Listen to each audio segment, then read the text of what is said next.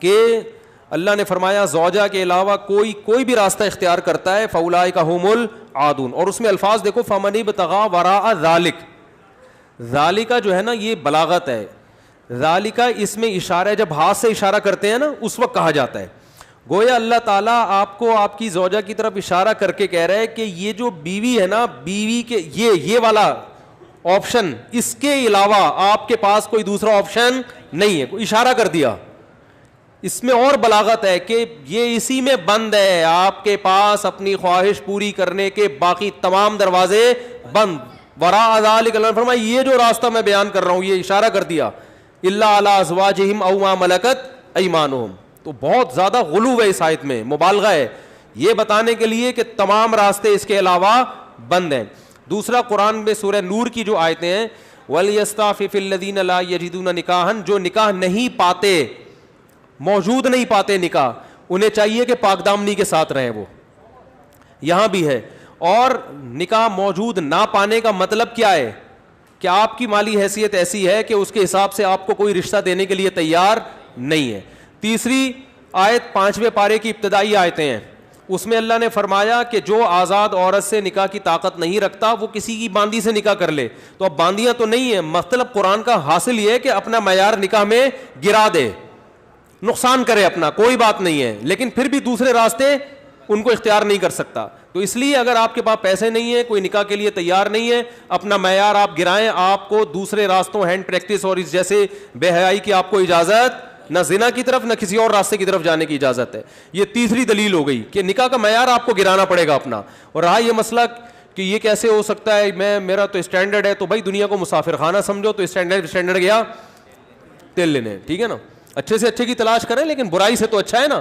حضرت عبداللہ بن عباس رضی اللہ عنہ سے روایت ہے کہ ایک شخص آیا, اس نے کہا کہ میں ہاتھ سے اپنے آپ خواہش پوری کرتا ہوں, ایک روایت ہے. تو حضرت عبداللہ بن عباس نے نفرت سے منہ پھیر لیا اور فرمایا کہ تو باندھی رکھ لیتا یہ تیرے لیے زیادہ بہتر. تو یہ تیسری دلیل ہو گئی. چوتھی دلیل صحیح حدیث ہے حضرت عثمان ابن مظعون رضی اللہ تعالی عنہ کی. وہ فرماتے ہیں ہم سفر میں ہوتے تھے, بیوی سے دوری ہم پہ بہت شاق گزرتی تھی, ظاہر ہے زنا میں پڑنے کا خطرہ تھا. تو ہم نے نبی سے اجازت لی کہ ہم اپنے آپ کو خسی کر دیں, اپنی جو خواہش ہے وہ کیا کر دیں, ختم. کوئی ایسی دوا کھائیں, کچھ بھی کر لیں, آج کل آپریشن بھی ہوتا ہے. تو لو اجازنا لاختصینا, حدیث کے الفاظ ہے, اتنی ٹینشن میں تھے ہم کہ اگر نبی ہمیں اجازت دیتے تو ہم اپنے آپ کو خسی کر لیتے, لیکن نبی نے اس کی پرمیشن نہیں دی. اب دیکھو صحابی رسول اتنی شدید ٹینشن میں بھی اس کا حل یہ نہیں تلاش کر رہے کہ ہاتھ سے اپنے آپ کو مطمئن کر لیں, اتنی شدید ٹینشن میں بھی.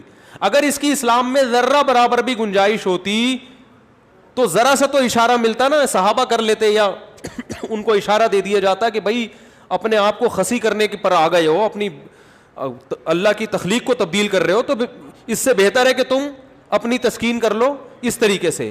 اس کی پرمیشن کا کہیں تذکرہ نہیں ملتا. اس کا مطلب ہے کہ اس نبی نے وہاں کیا فرمایا صحابی کو, نہانا عن التبتل, نبی نے فرمایا نکاح سے دور بھاگنے سے منع کیا. تو فرمایا نا نا نا نا نا تزوج الودود الولود, فرمایا یہ اللہ نے خواہش اس لیے رکھی ہے کہ تم نکاح کی طرف کیا ہو جاؤ, مجبور ہو جاؤ. یہ کتنے دلائل ہو گئے, بولو نا بھائی, 4 دلائل ہو گئے. اور بھی بہت کچھ ہے اس پہ بولنے کے لیے, میں مختصر بات سمیٹ رہا ہوں. اصل میں لوگ جو یہ کہتے ہیں نا کہ یار ہم مجبور ہیں تو کیا کریں, ہم یہ تو خواہش اتنی جب مسلط ہو جاتی ہے ہمارے اوپر, یہ تو اس سے جسم کو بھی نقصان ہوتا ہے, مینٹلی بھی آدمی ڈسٹرب ہوتا ہے. تو یاد رکھو یہ اللہ نے آپ پر اتنی زبردست خواہش اس لیے مسلط کی ہے تاکہ آپ نہ چاہتے ہوئے بھی شادی پر مجبور ہو جائیں, اور شادی میں فطرت آپ کے دلائل ماننے کے لیے تیار نہیں ہے. یہ جو آتے ہیں میرے پاس پیسے نہیں ہے تو ایکچولی ابھی ایجوکیشن, ایکچولی ابھی یہ, فطرت اس چیز سے متاثر نہیں ہے. فطرت کہتی ہے آپ کے دلائل کیا ہیں, غلط ہیں. اگر یہ اللہ مسلط نہ کرتے نا مردوں پہ یہ شہوت, تو میرا خیال ہے کوئی 70 سال میں جا کے بھی لوگ شادی نہ کرتے. تو قدرت کا ایک نظام ہے, قدرت ایک سسٹم کے تحت لوگوں کو چلانا چاہتی ہے. اس کا فائدہ یہ ہوگا کہ آپ نہ چاہتے ہوئے کم خاندان کی لڑکیوں سے شادی پر مجبور ہوگے, ان کو گھر ملے گا. اگر مجھ زنی کی اجازت دے دی جائے, مجھے تھوڑی لینگویج صاف استعمال کرنی پڑ رہی ہے, بہت معذرت, مجبوری ہے. اگر اس کی اجازت دے دی جائے تو لوگ نکاح میں کیا کریں گے, تاخیر. نقصان کس کا ہوگا, لڑکیوں کا. لڑکیاں بھی پھر ہینڈ پریکٹس کریں گی جو کہ کر رہی ہیں. وہ بھی مجبور ہوں گی. تو اسلام نے آپ پر, اللہ نے آپ کے اوپر یہ شہوت اسی لیے مسلط کی ہے کہ یہ آپ کا یہ آپشنل نہیں رہے نکاح, بلکہ آپ کی باڈی کی ریکوائرمنٹ بن جائے کہ بھئی یہ تو کرنا ہی کرنا ہے. اور اس کا فائدہ کس کو ہوگا؟ عورت کو. بات آ رہی ہے سمجھ میں؟ اس کا گھر بسے گا. تو اگر اس کی اجازت دے دی جائے بھائی ایجوکیشن کا ہے بھی تو تعلیم ہے بھی تو ایکچولی تو نتیجہ لڑکیوں کا کیا ہوگا؟ بیڑا غرق ہوگا, جو کہ ہو رہا ہے. آپ کہہ سکتے ہیں وہ بھی تعلیم حاصل کرے, ہم بھی حاصل کریں, تو بات یہ کتنی تعلیم حاصل کر لیں گی؟ اور اگر کر بھی لیں گی تو فطرت کا کوئی آلٹرنیٹ نہیں ہوتا, نیچر کا متبادل نہیں ہے. جو چیز آپ کی باڈی کی ریکوائرمنٹ ہے اس کو بہرحال پورا کرنا ہے. دیکھو اگر آپ کے پاس ایجوکیشن کی وجہ سے کھانے کا ٹائم نہیں ہے, آپ مصروف ہیں جس کی وجہ سے کھانے کا ٹائم نہیں ہے, تو کیا پیٹ آپ کو بھوک لگانا چھوڑ دے گا؟ ہے بھائی؟ یا کوئی ڈاکٹر یہ فتویٰ دے دے گا کہ چونکہ آپ کے پاس کھانے کا ٹائم نہیں ہے لہذا آپ اگر نہیں بھی کھائیں گے تو صحت کو نقصان نہیں ہوگا؟ کوئی بھی سمجھدار ڈاکٹر ہوگا وہ کہے گا بھائی آپ کے پاس ٹائم ہو یا نہ ہو آپ کے باپ کو بھی کھانا پڑے گا آپ کو, ورنہ باڈی کا نقصان ہوگا. تو یاد رکھو جس طرح روٹی ضروری ہے مرد کے لیے اسی طرح عورت, اور عورت کے لیے اسی طرح مرد ضروری, باڈی کی ریکوائرمنٹ ہے. تو اسلام چونکہ نیچر کے خلاف نہیں چلاتا آپ کو, اس لیے اسلام نے تمام راستے بند کر دیے خواہش پوری کرنے کے, کیونکہ وہ سارے ان میں سے کوئی بھی نیچرل نہیں ہے. صرف ایک ہی نیچرل ہے کہ مرد کا کانٹیکٹ عورت سے اور عورت کا مرد سے, اس کے علاوہ کوئی نیچرل نہیں ہے. ہاں ایک آخر میں بات ضرور کہوں گا, ڈاکٹر ذاکر نائک صاحب اللہ ان کی عمر میں برکت دے, انہوں نے یہ کہا ہے کہ زنا سے بچنے کے لیے اگر کوئی یہ عمل کرتا ہے تو شاید مستحب ہو. تو یہ بھی ایک اصول یاد رکھیں, بڑی برائی سے بچنے کے لیے اگر کوئی چھوٹی برائی کرتا ہے تو ہم یہ تو کہیں گے کہ یار چلو بڑی سے بچ گیا, لیکن اس چھوٹی کو بھی برائی ہی کہا جائے گا.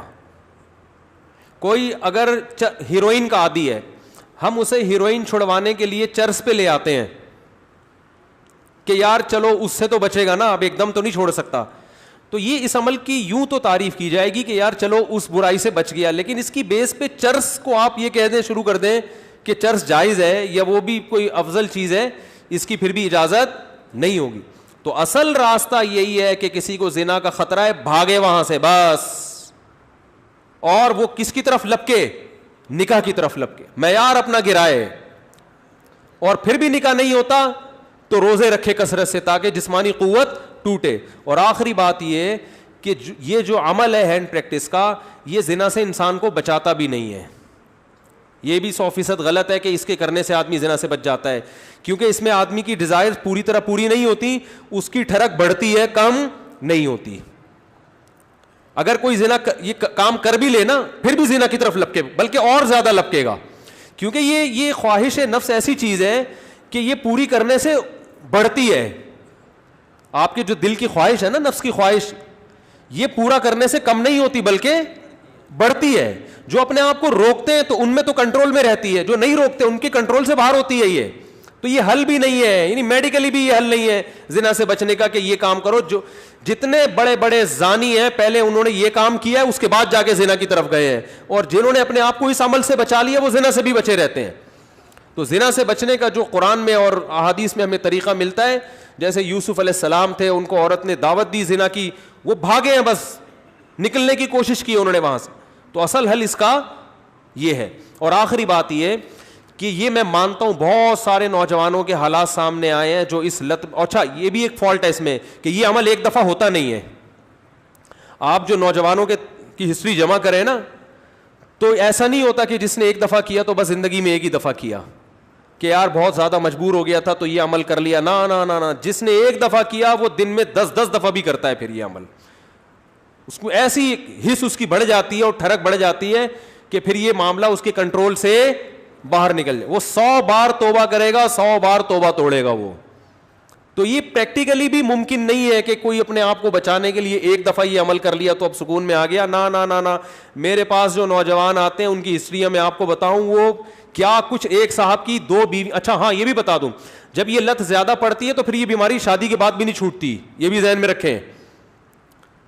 ایک صاحب, میں نے جو زندگی میں سب سے پہلا فتویٰ لکھا ہے نا وہ کیا تھا, آپ حیران ہوں گے. یہ 1999 میں سوال آیا, ایک آدمی کی 2 بیویاں, اسے نکاح سے پہلے اس کی عادت پڑ گئی, یہی سوچ سوچ کے کہ یار ابھی اپنے آپ کو ٹھنڈا کر لیتا ہوں, تسکین کر لیتا ہوں, برائی سے بچ جاؤں گا, یہ ہو جائے گا, وہ ہو جائے گا. شیطان نے الٹے سیدھے اس کو جو ہے نا دلائل دیے, اور کہتا ہے مجھے یہ برائی جب ہو گیا تو چسکا لگ گیا. پھر کہہ رہے پھر جب میں نے نکاح کیا ہے نا, ایک شادی کی ہے تو میری یہ عادت نہیں چھوٹی, دوسری 2 بیویاں اس کی, کہہ رہے پھر بھی نہیں چھوٹی. تو کہہ رہے میں اتنا غصے میں آ جاتا تھا کہ یار میری بیویاں بھی ہیں پھر بھی مجھے ان کو تسکین اس میں ہوتی ہے. پھر بالکل ایسے ہے جیسے لوط علیہ السلام کی قوم کو جب لڑکوں کی عادت پڑ گئی تو اب ان کو عورت سے تسکین بولتے کیوں نہیں ہو رہی. تو یہ ہینڈ پریکٹس کا ایک یہ بھی بڑا نقصان ہے کہ جب اس کی لت پڑ جاتی ہے تو شادی کے بعد بھی یہ عادت نہیں چھوٹتی. تو وہ کہہ رہا ہے میری 2 بیویاں تھیں, 1999 کی بات کر رہا ہوں میں, اس نے سوال بھیجا. تو کہہ رہے کہ میں اتنا مجبور ہو گیا کہ ایک دن میں نے قسم اٹھائی کہ آئندہ میں نے اپنے ہاتھ سے اپنے آپ کو فارغ کیا تو میری دونوں بیویوں کو 3 طلاقیں. کہہ رہے میں نے یہ سوچا کہ شاید اس عمل سے میں اپنے آپ کو روک لوں گا, پھر بھی نہیں رکا, اور پھر بھی یہ عمل کیا, اور ہم نے اس کو فتویٰ دیا کہ آپ کی دونوں بیویاں آپ پر ہمیشہ کے لیے حرام ہو گئی ہیں. تو اب آپ بتاؤ اس پہ کیا گزر رہی ہوگی.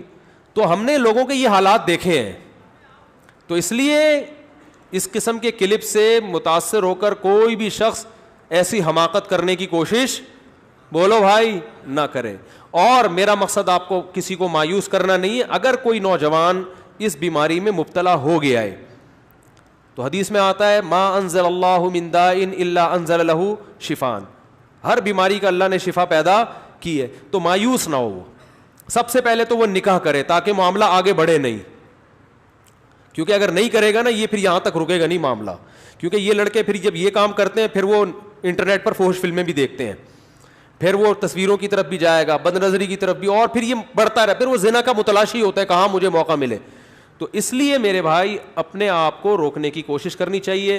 تو اس کا پہلا اسٹیپ یہ ہے کہ سب سے پہلے آپ یہ عزم کریں کہ میں نے اپنے آپ کو اس برائی سے ہر قیمت پہ دور کرنا ہے, یہ میرا ایم ہے, میرا عزم ہے. اگر آپ ارادے میں ہی ڈھیلے ہیں تو بھائی پھر معاملہ کیا ہو جائے گا, خراب ہو جائے. تو پہلے تو کیا کرنا ہے, پکا عزم کرنا ہے. اب دوسرا علاج کے طریقے دریافت کرنے آپ نے. سب سے پہلا کام یہ کرنا ہے کہ انسان کو جہاں برائی کی عادت پڑتی ہے نا وہاں برائی چھوٹتی نہیں ہے. آپ کی کوئی خاص ایسی جگہ جہاں آپ سونے کے لیے لیٹتے تھے اور وہاں پر آپ پہ یہ شہوت کا جنون چڑھتا تھا, تو اپنا ٹھکانہ وہاں سے کیا کر لو, چینج کر لو. رات کو سونے سے پہلے مطالعہ کر کے سو. کوئی اپنے سرہانے کتاب رکھی جائے. جو نوجوان خدا نخواستہ کوئی اس میں مبتلا ہے تو اس کو بتا رہا ہوں میں, اپنے سرہانے کیا رکھیں, کوئی دلچسپ کتاب رکھیں. بستر پہ جیسے ہی لیٹے, جو معمولات ہیں نا آیت الکرسی پڑھنا, دعائیں پڑھنا, بستر پہ لیٹنے سے پہلے پڑھ لیں وہ, تاکہ آپ جب بستر پہ جیسے ہی جائیں تو آپ کی سوچ جو ہے نا وہ مطالعے کی طرف چلی جائے.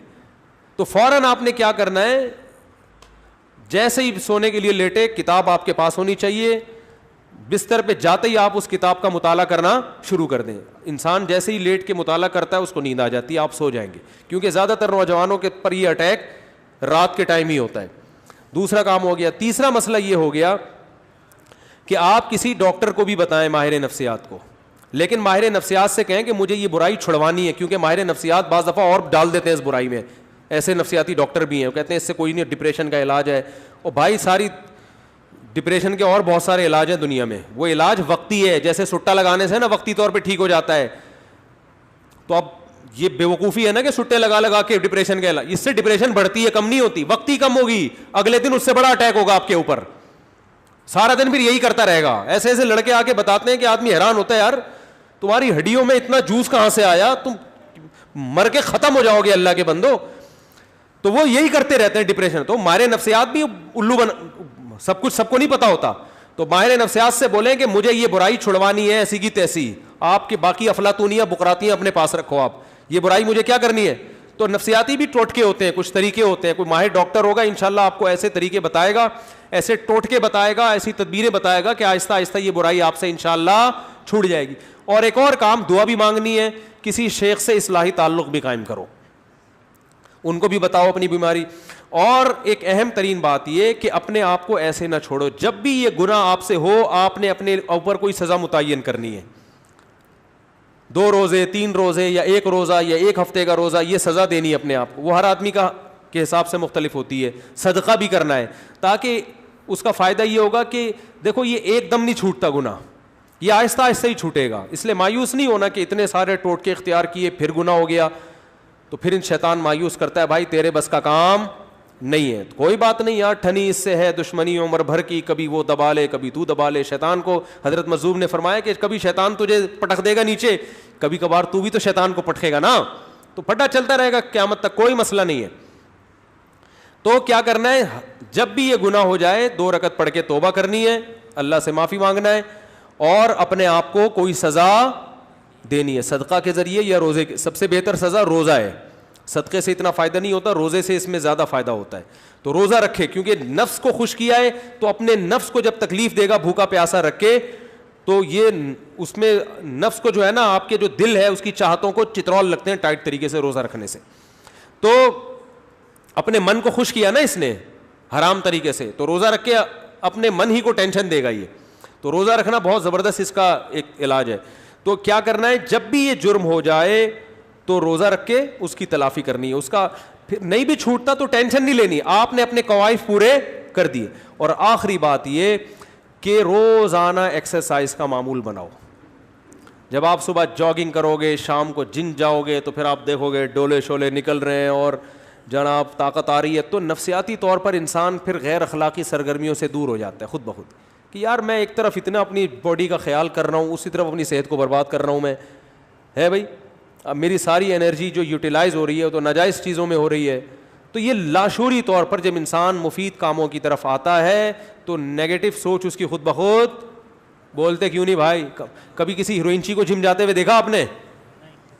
وہ نہیں جاتا, کہتا ہے ابے جاؤ باڈی کی ایسی کی تیسی, مزہ تو آ رہا ہے نا چھٹا لگانے میں. تو جو جم جائے گا وہ ہیروئن نہیں پیے گا, جو ہیروئن پیے گا وہ جم نہیں جائے گا. تو اسی طرح جم جانے والے بھی اکثر ان برائیوں سے بچ جاتے ہیں, اور اس برائی سے بچنے کا بہت فائدہ ہے, دنیا میں بھی آخرت میں بھی. دنیاوی فائدے کیا ہیں وہ پھر کبھی انشاءاللہ کسی اور وقت بتائیں گے, اخروی فائدے تو ہیں ہی بہرحال. لیکن میں نے آپ کو بتایا اس میں مایوس نہیں ہونا, یہ چیزیں جلدی نہیں چھوٹتی. ایک چیز کی لت اگر پڑ چکی ہو تو پھر ٹائم لگتا ہے چیزوں کو چھوٹنے میں, لیکن لڑتے رہنا ہے زندگی بھر. ہتھیار ڈال کے بیٹھنا نہیں ہے کہ نہیں بھائی اب تو ڈاکٹر فلاں نے بھی کہہ دیا تو فلاں ڈاکٹر نے بھی. ایک لڑکے کو ڈاکٹر نے خود اس مرض میں ڈالا ہے, وہ بچتا تھا ان چیزوں سے, ڈاکٹر کے پاس گیا, ڈاکٹر نے کہا کوئی حرج نہیں ہے اس میں, کر لو, کوئی میڈیکلی کوئی نقصان نہیں ہے. میڈیکلی بھی نقصان ہے, حقیقت ہے, یہ کہنا کہ میڈیکلی نقصان نہیں غلط ہے, اور ذہنی طور پر تو بہت نقصان ہے. دیکھو لوط علیہ السلام کی قوم جو برائی کرتی تھی اس سے میڈیکلی کوئی نقصان نہیں تھا, لیکن وہ بیچارے نکاح کے قابل رہے نہیں. وہ کہنے ما لنا فی بناتک من حق, اے لوط ہمیں عورت سے نکاح میں دلچسپی ہی ختم ہو گئی ہے. تو یہ کتنا بڑا نقصان ہے کہ نہیں ہے. تو جو لوگ لڑکوں کے عادی ہو جاتے ہیں ان کو عورت میں دلچسپی ختم. اب میڈیکلی تو سب کچھ صحیح ہے, آئرن بھی صحیح ہے اور جناب پوٹاشیم میگنیشیم سب کچھ صحیح ہے, تو باڈی کو تو کچھ بھی نہیں ہوا, کھوپڑی آؤٹ ہو گئی. تو یہ جو حرکت ہے نا ہینڈ پریکٹس, اس سے بھی انسان مینٹلی کیا ہو جاتا ہے, بہت ڈسٹرب ہوتا ہے, جس سے جو نیچرل ایک پروسیس قدرت نے رکھا ہے, خدا نے رکھا ہے, وہ بہت برے طریقے سے متاثر ہوتا ہے اس عمل سے. تو اس لیے اپنے آپ کو ان تمام ایکٹیویٹیز سے بچا کے رکھنا چاہیے. اور پاک دامنی والی زندگی وہ یہی ہے کہ جلد سے جلد, میں تو کہتا ہوں لڑکا بالغ ہو, ماں باپ کو چاہیے فوراً شادی کر دو, اس کی اس طرف اس کو آنے ہی نہ دو. اور اس کے غلط ہونے کی ایک بڑی دلیل یہ بھی ہے کہ جس نوجوان نے دوسروں سے نہ سنا ہو یا بر وقت شادی ہو گئی ہو, وہ کبھی یہ کام نہیں کرتا, اس کا کبھی